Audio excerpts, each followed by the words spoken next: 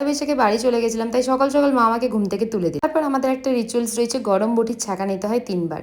তোমরা এটা কে কে করেছো অবশ্যই আমাকে জানিও। স্নান করে ফ্রেশ হয়ে লেগে পড়লাম রান্নার। বাঙালি বলে কথা, আর পয়লা বৈশাখে মাছের কোনো আইটেম হবে না তা কি হয়? তো তোমাদেরকে সবাইকে শুভ নববর্ষ আর পয়লা বৈশাখের অনেক অনেক প্রীতি ও শুভেচ্ছা। আমি আর মা মিলে বানাচ্ছিলাম ভেটকি পাতুরি, সাথে বৌদিও ছিল অবভিয়াসলি, আর মা কলা পাতাগুলোকে মাছ দিয়ে এভাবে র্যাপ করছে। র্যাপিং করার জন্য কিছু পাচ্ছিলাম না, তাই সুতো দিয়েই বেঁধে দিয়েছিল। দুপুরের লাঞ্চ ছিল মাটন কষা, ভেটকি পাতুরি, দই, মিষ্টি আরো ইত্যাদি ইত্যাদি অনেক কিছু। বাঙালি বলে কথা, খাওয়া দাওয়াতে নো কম্প্রোমাইজ। খাওয়া দাওয়ার পর ছাদে গিয়ে দেখি এদিকে আমাদের গাছে ড্রাগন ফ্রুট ভর্তি হয়ে গেছে। এবার আমাদের গাছে ফল হওয়ার সময় চলে এসছে। যেহেতু পয়লা বৈশাখ ছিল, তাই সন্ধ্যেবেলা বেরিয়ে পড়েছিলাম বান্ধবীকে নিয়ে। ও মা, এদিকে দেখি বান্ধবী আমার একটা সুন্দর গিফট দিল, যেটা আমার সত্যিই পছন্দ হয়েছিল। তো আজকে পয়লা বৈশাখ ছিল, তাই আমি আজকে শাড়ি পরেছিলাম।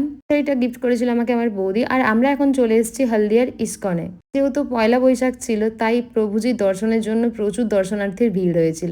প্রথম দিন প্রভুজির নাম নিয়ে শুরু করা যাক। বলো সবাই মিলে রাধে রাধে। আমাদের সবার নতুন বছর অনেক ভালো কাজ। যখনই সময় পাই এখানে যাই, আর মনে ভক্তি থাকাটা সত্যি খুব দরকার, সেটা দেখানোর কোনো প্রয়োজন হয় না। যদি বলো কৃষ্ণ নাম করার কথা, তো এটা ছোটবেলা থেকে আমি আমার বাবাকে দেখে শিখেছি, কারণ আমার বাবার কীর্তন এইসব খুবই ভালোবাসে। তো বাবার থেকে আমার এটা একটা পাওয়া। নিজের সংস্কৃতির আমি সবকিছুই বরাবর পালন করি, তবে ভিডিওতে খুবই কম শেয়ার করে থাকি। এখানে এত সুন্দর সবাই নাচছিল যে আমি নিজেকে আর কন্ট্রোল করতে পারলাম না।